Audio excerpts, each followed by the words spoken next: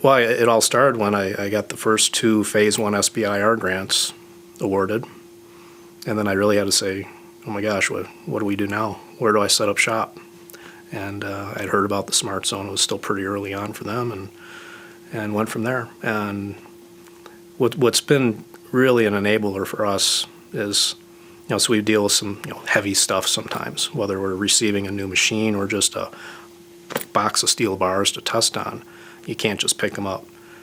So to have a forklift would be, I don't even know how much they cost. You might be able to pick up an old used one for $10,000, $15,000, which, in the scheme of things is not a lot of money, but that's patent. We've personally funded 2 patent applications so far, and our partners have funded a couple. So if we had to buy a forklift and have it sitting around 98% of the time without us using it, it'd be a huge drain on what we can do.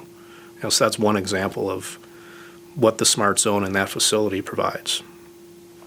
When we get a new machine, we take care of our, what's fair for us, transformer, things like that. But, if it's hanging on the wall, they take care of it. Air supply, electrical, things like that. If we had our own facility, we'd be doing all of that on our own.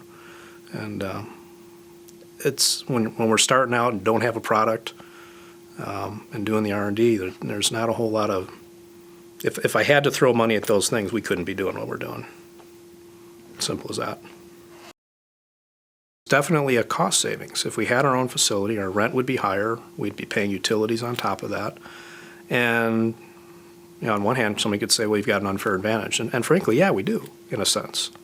But it's an incubator. It's an enabler. Sometimes it's an unfair advantage in one way that allows you to actually start. I think there's a lot of businesses that probably don't ever start. They stay in the garage. Well, my little house in Houghton, we couldn't do a tenth of what we do in my garage with a broken up concrete floor and all that. So it's truly been an enabler. And that's, it's the space, it's the services that you don't need day to day or even month to month sometimes that are there to help out. There's more to it than that.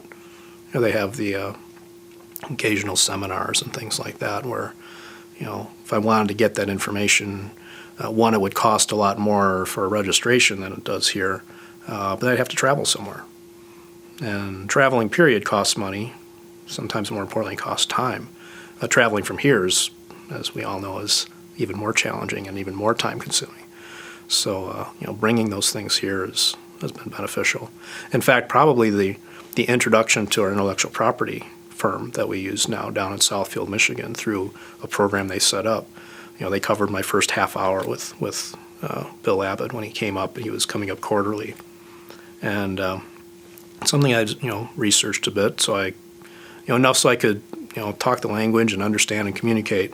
Certainly no expert at it, and just that first half hour, at a good IP attorney rate is $150.